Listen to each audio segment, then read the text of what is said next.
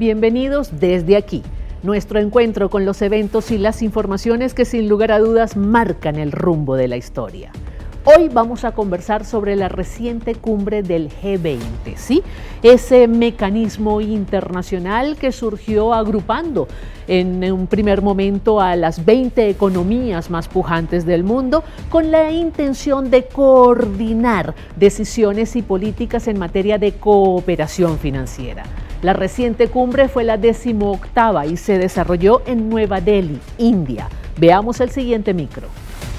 El G20 o Grupo de los 20 es un foro internacional que reúne a las 20 principales potencias económicas del mundo, que representa aproximadamente el 80% del Producto Interno Bruto Mundial y el 75% del comercio global, cuyo objetivo es discutir sobre políticas relacionadas con la promoción de la estabilidad financiera internacional, siendo este el principal espacio de deliberación política y cooperación económica del mundo. Recientemente, el G20 realizó su 18ª cumbre en la ciudad de Nueva Delhi, en la India, que culminó con todos los procesos y reuniones del grupo económico celebrados durante todo el año entre ministros, altos funcionarios y sociedades civiles, así como el traspaso de la presidencia del foro económico, que estaba a cargo por India, entregada a Brasil. El desarrollo de esta cumbre tuvo relevancia en un contexto en que aún tiene lugar el conflicto en Ucrania y que le ha generado un costo político, económico y militar a uno de los fundadores del G20, como lo es Rusia, así como la intención de algunos de los estados miembros del foro internacional de sustituir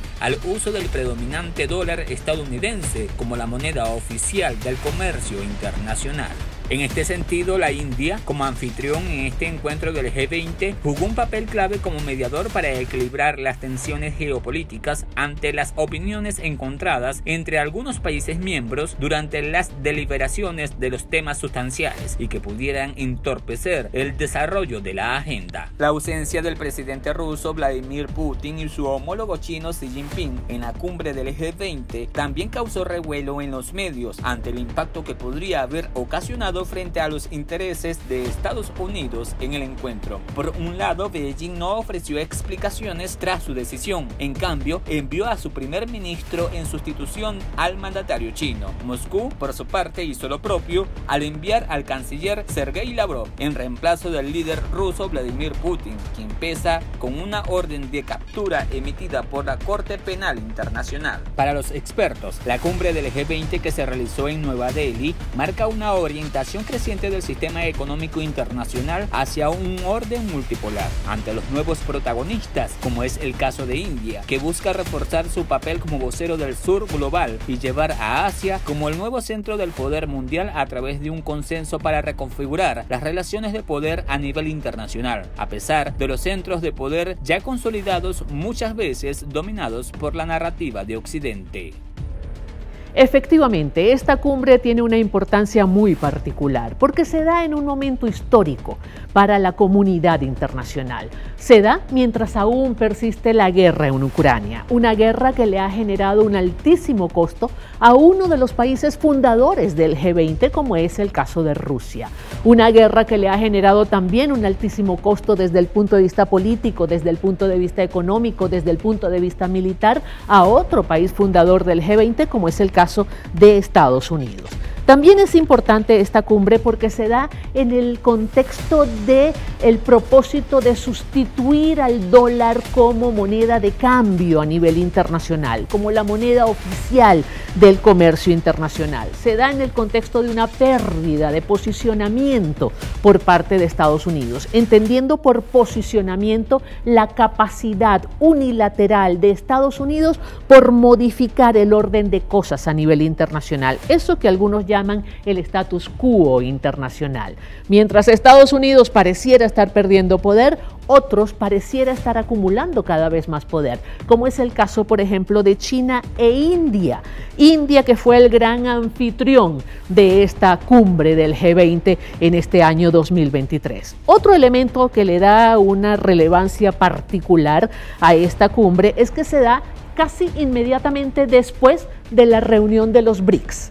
la reunión en la que se consolida el grupo de los BRICS, Brasil, Rusia, India, China y Sudáfrica, como las economías más preparadas para enfrentar los grandes desafíos de esta década. Tan es así que pareciera que muchos otros países fuera de este grupo BRICS quisieran entrar a formar parte de ese selecto club. Sin lugar a dudas, estamos en una transición del sistema internacional. Estamos en una fase de reacomodo del sistema internacional. Se están redefiniendo nuevos centros de poder y algunos antiguos centros de poder están perdiendo y están cediendo espacio. Hubo dos grandes ausencias en esta cumbre del G20, que fueron el presidente chino Xi Jinping y su homólogo ruso Vladimir Putin.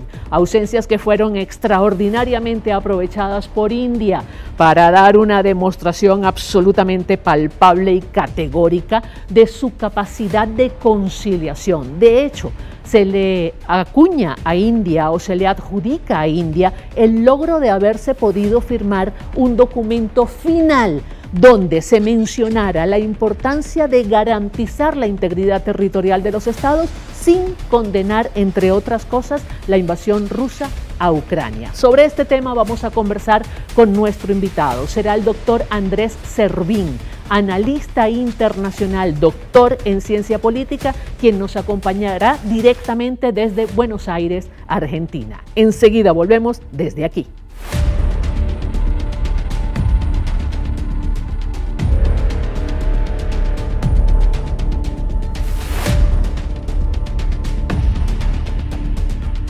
Y tal como lo ofrecimos en la presentación, nos acompaña desde Buenos Aires, Argentina, el doctor Andrés Servín. Él es analista internacional, doctor en ciencia política, por cierto, graduado en nuestra Universidad Central de Venezuela, y es el director de la Coordinadora Regional de Investigaciones Económicas y Sociales, CRIES. ¿Cómo está? Bienvenido. Gracias por estar con nosotros. Buenas tardes, Giovanna. Gracias por la invitación. Hemos querido conversar con usted para pulsar un poco su opinión acerca de la reciente cumbre del G20, ¿no? ¿Y qué representa esa cumbre, lo que se acordó, con la manera como se desarrolló para este sistema internacional que pareciera estar en una fase de reacomodo? Bueno, yo creo que marca fundamentalmente una orientación creciente del sistema internacional hacia un orden multipolar, en el sentido de que aparecen cada vez mayor cantidad de protagonistas del sur global, que no es que estén disputando el poder, pero sí reconfigurando las relaciones de poder a nivel internacional con relación a Occidente y particularmente a Estados Unidos. Esta cumbre del G20, bueno, ha tomado una serie de decisiones, pero quizás lo más obvio y más conocido es que, por un lado, India logró un alto grado de despolitización del debate en el G20, que de ser originariamente un grupo para lidiar con temas económicos y financieros progresivamente y particularmente a raíz de la guerra de Ucrania, había ido derivando hacia una politización. Bueno, esa parte de alguna manera se rebajó el tono. Y el segundo elemento importante es que la India se asumió como vocero del sur global y, entre otras cosas, logró la incorporación de la Organización de la Unión Africana a el G20, que ahora dejará de ser G20, probablemente sea G21. Pero en términos de los temas sustanciales, bueno, hay una declaración extensa con una serie de propuestas. Yo creo que estas propuestas, algunas de ellas han sido recogidas muy claramente por el presidente Lula, que es el próximo presidente del G20, y la próxima reunión se va a realizar en Brasil, en donde se hace énfasis fundamentalmente en tres temas a los que hay que volver e insistir, que son temas de la agenda de los bienes públicos globales. Primero, el tema de la desigualdad, la pobreza y el hambre en el mundo, que hay que lidiar con eso. Segundo, el tema del cambio climático. Y tercero, lo que es muy importante para el ámbito de los países del sur global, la necesidad de reconfigurar, ordenar o reformar el sistema de gobernanza global, particularmente por un cuestionamiento que se hace a los organismos de Bretton Woods, los organismos financieros y a las mismas Naciones Unidas, que están en medio de una crisis del multilateralismo porque no logran responder a las demandas actuales del sistema internacional. Usted mencionó el tema del sur global, ¿no?, como uno de los protagonistas de esta cumbre. Sin embargo, yo me pregunto, ¿realmente fue protagonista o fue, digamos, como que tema? Porque más que protagonista fue tema. El sur global no estuvo representado por ningún estado en esta cumbre del G20, ¿o me equivoco? Fundamentalmente lo que se está desarrollando en este momento, más que nada a raíz, en primer lugar, del desplazamiento del foco del dinamismo económico del ámbito atlántico al ámbito del Asia-Pacífico, en segundo lugar por la pandemia y en tercer lugar por la guerra en Ucrania, lo que se está desarrollando en este momento es una batalla por ganarse las voluntades del llamado sur global. Entonces, la India se asumió como vocero del sur global en la organización del G20, pero antes de eso, en la reunión de los BRICS, también los países del grupo de los BRICS se habían asumido como voceros del sur global, y particularmente China muchas veces se asume como vocero del sur global. A la vez, desde el inicio de la guerra de Ucrania, todos hemos visto toda una serie de visitas, movimientos, reuniones por parte de los países occidentales e inclusive por parte de Ucrania, con países del África, de Asia, de América Latina, en un intento de ganarse su apoyo. Entonces, lo que pasa es que la noción de sur global es una noción bastante ambigua, es un concepto realmente confuso, en el sentido de que se origina en el concepto de tercer mundo en su momento durante la Guerra Fría y se refiere fundamentalmente a las economías en vías de desarrollo y a las economías emergentes hoy en día, pero es de una gran heterogeneidad este espacio del sur global, de una gran disparidad entre el poder de los distintos actores, y consecuentemente no se puede hablar de un actor homogéneo como el sur global. Lo que señalaba anteriormente es que sí se le ha dado un mayor protagonismo al sur global. Y yo creo que la prueba de esto también es las resonancias que pueda tener la reunión del G77 plus China, que se está desarrollando a partir del día de hoy en Cuba.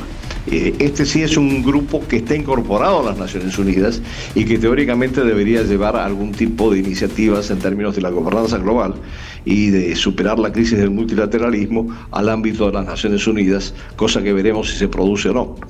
¿Cuál es el interés real de estos países del G20 en eso que denominan sur global? Porque el sur global termina convirtiéndose en el receptor de algunas de las políticas y decisiones del G20 y de los grandes centros de poder mundial, pero tiene muy poca capacidad de incidencia en ese proceso de toma de decisiones. Es más bien un receptor. ¿Cuál es el verdadero interés de estos países en eso que llamamos sur global?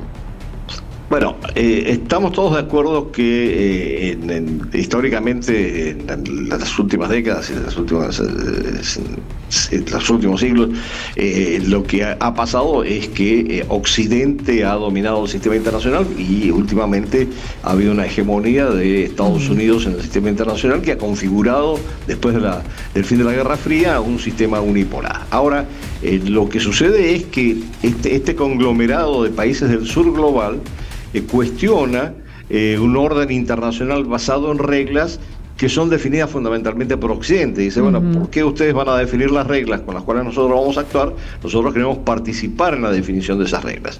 Y esto produce un cambio muy importante, claro, porque más allá de los agravios históricos por el colonialismo y distintos tipos de agresiones por parte de Occidente a distintos países del sur global, incluyendo en ellos eventualmente Rusia y China, aunque no son muy sur global que digamos, pero lo que pasa es que esto ha generado una reacción en el sentido de decir, bueno, nosotros queremos estar también sentados a la mesa de la toma de decisiones y por eso queremos una reforma de los mecanismos de gobernanza global. Y si no hay una reforma, vamos a ir generando otros mecanismos paralelos en el sentido de ir llevando un poco la agenda que nosotros estamos planteando, no solamente en términos de la reforma de los mecanismos de gobernanza global, sino en términos de los temas que nosotros consideramos prioritarios, como estos tres que yo mencionaba con respecto a la próxima reunión que va a presidir Brasil del G20.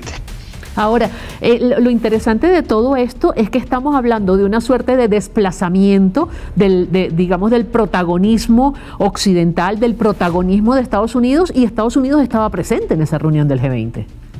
Sí, Estados Unidos estuvo presente y además aprovechó la ausencia de China para enhebrar una serie de acuerdos, entre otras cosas esta iniciativa de la conectividad entre la India, Medio Oriente y Europa, que compite de alguna manera con la iniciativa de la Franja y de la Ruta de China, y que se articula además con otra iniciativa previa que habían desarrollado India y Japón, particularmente en el ámbito africano. Lo que pasa que estamos frente a nuevos protagonismos, sí, señor, a los que no estamos acostumbrados y que no son occidentales y que no necesariamente además se ajustan o de alguna manera asumen los valores occidentales como sus valores primordiales. Y la narrativa occidental, en ese sentido, si bien reafirma los valores occidentales, choca con las narrativas de estos otros actores. Y en esto no quiero decir que todos sean autoritarios o todos sean democráticos. Lo que digo sencillamente es que hay narrativas de grandes protagonistas que están emergiendo, en donde es muy difícil compatibilizar la percepción o la mirada que tiene Occidente sobre ellos, ¿no? Con lo que tienen ellos mismos de sí mismos, ¿no? Fue notoria en esta cumbre del G20 la ausencia de China y de Rusia, ¿no? Es primera vez que Rusia no está representado por su jefe de Estado en esta cumbre del G20, pero sobre eso quiero que conversemos al regreso. ¿Qué significó realmente o tuvo algún impacto la ausencia de Vladimir Putin y de Xi Jinping en esas reuniones? Vamos a una pausa y enseguida volvemos desde aquí.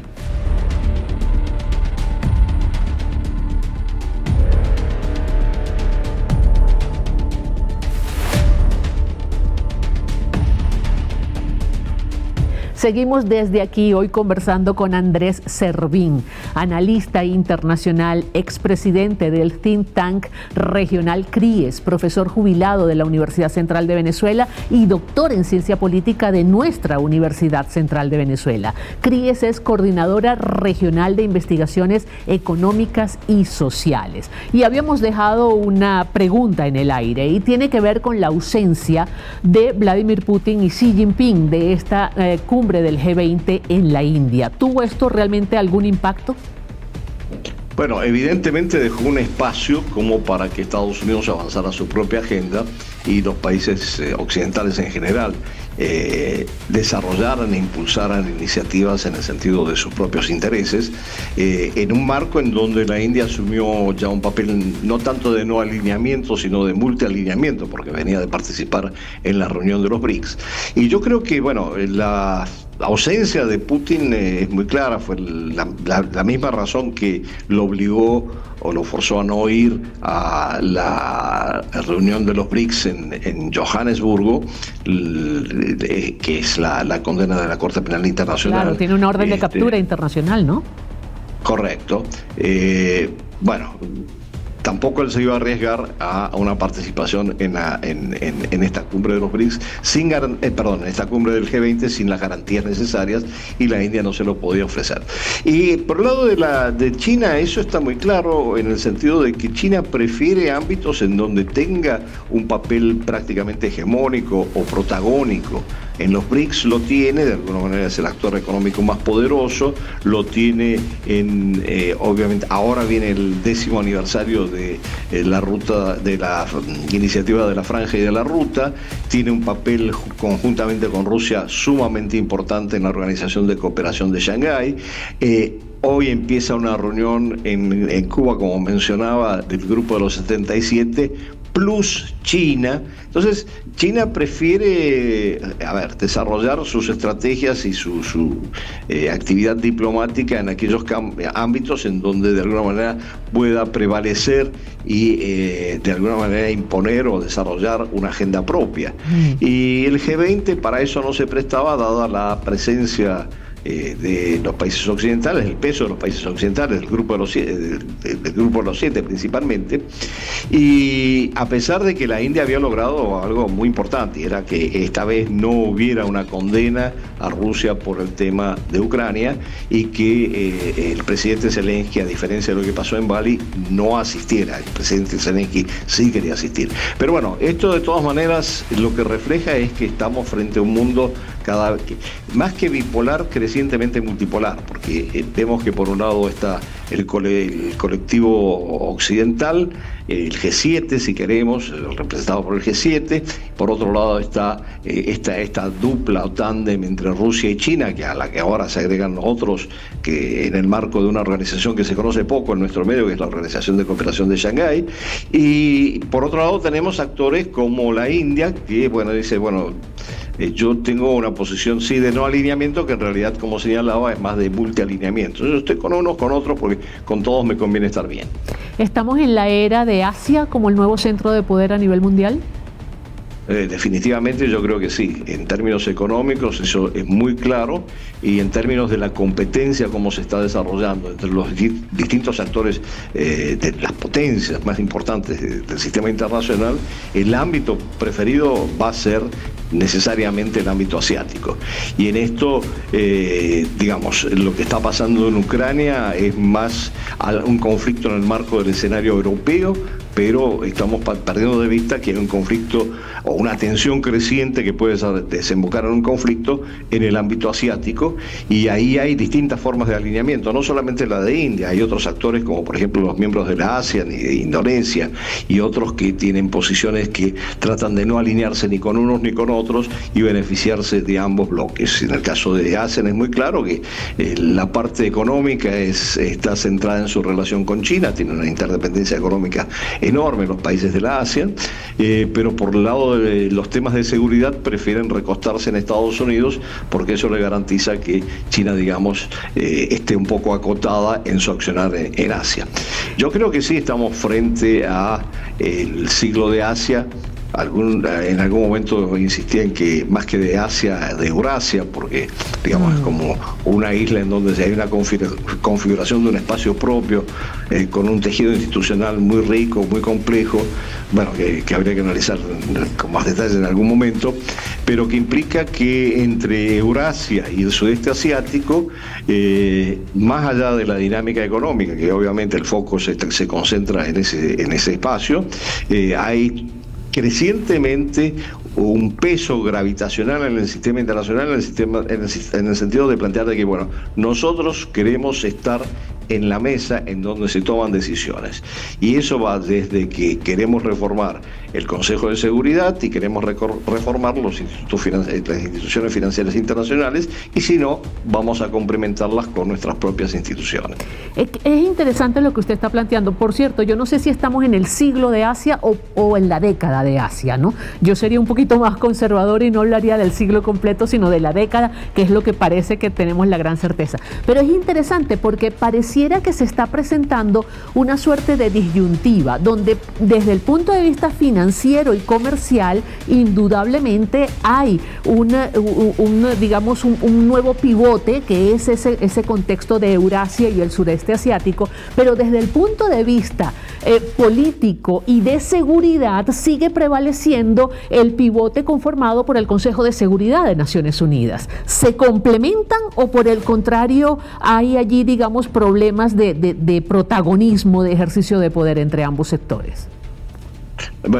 Primero yo sí estoy de acuerdo que, dado lo acelerado de la transformación y de la transición del sistema internacional, es muy difícil estar hablando de siglos, y sí, en realidad tendríamos que estar computándolo en décadas. No sabemos hacia dónde va y hay muchísima incertidumbre. Esta es una transición muy compleja, muy desordenada, además, como decía, con muchos actores participando sin que termine de organizarse en la mesa el tablero de ajedrez como tal. Pero volviendo al tema del Consejo de Seguridad de las Naciones Unidas, el problema fundamental es que ahí hay 5 actores anclados en sus sitios permanentes en el Consejo, que no se ponen de acuerdo, que están permanentemente enfrentados en distintos temas relacionados con la seguridad internacional, y si ese Consejo se amplía con la participación de otros actores, ahí vamos a tener bastantes problemas como para que se pongan de acuerdo y constituyan, y que tengan alguna posibilidad de construir consensos. Ahora, la mejor prueba de que el Consejo de Seguridad no ha funcionado como debe ser, no tenemos que hacer un recorrido por todas las actuaciones de distintos acuerdos y pactos militares, empezando por la OTAN, en ámbitos que no le correspondía, con la aprobación o sin la aprobación de las Naciones Unidas, y de todas maneras se desarrollaron. Solo menciono el caso de Irak y Afganistán, para mencionar uno. Pero lo mismo sucede con el caso de Ucrania. El Consejo de Seguridad ha logrado hacer algo en términos de avanzar un diálogo para la paz entre Ucrania y Rusia a raíz del conflicto. Bueno, por lo que estamos viendo, el secretario general de las Naciones Unidas hace malabarismos para tratar de mostrar que sí, pero no ha pasado nada. Es así, definitivamente es así. ¿Tenemos que mirar más hacia la India, definitivamente? Sí, definitivamente la India es un actor que va a ser crecientemente un protagonista del sistema internacional, con esa figura muy interesante de que, bueno, como decía un cantautor argentino, no soy de aquí, no soy de allá. Así es. Ahora que menciona Argentina, en el caso específico de países como por ejemplo Argentina y Venezuela, con situaciones económicas absolutamente complicadas, con altísimos índices de inflación, con bajos niveles de productividad, ¿qué tendrían que hacer para estar preparados y sacarle el máximo provecho a esta nueva conformación que se comienza a dibujar? Brevemente. Poner orden en su economía y tratar de desarrollar una política exterior lo más diversificada posible para tener una inserción lo más conveniente para su beneficio en el sistema internacional. Muchísimas gracias por estar con nosotros. Mis conclusiones. Muchas gracias, Giovanna. Mis conclusiones sobre este tema. El sistema internacional, entendido como la manera como se interrelacionan los grandes centros de poder, los estados y los organismos internacionales, está en constante movimiento, no es estático.